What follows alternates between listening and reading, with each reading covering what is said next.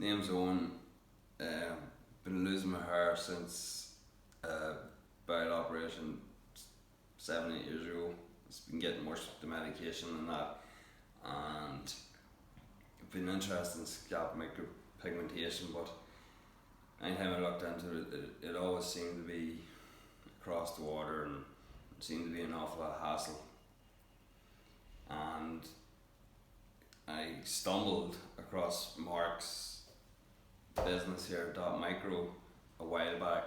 It came up on my Facebook feed, probably because I'd been looking into it before. I've been down a few times with Mark, talking to him. He's really impressed me, and I spoke to, well, what might be competition for Mark, and I didn't like the way they spoke, and I felt more confident with Mark because he met me as much as I needed to meet him for me to get the confidence to go ahead and do this, and I'm looking forward to doing this. I trust him and I can't wait to see the results, and he's a gentleman.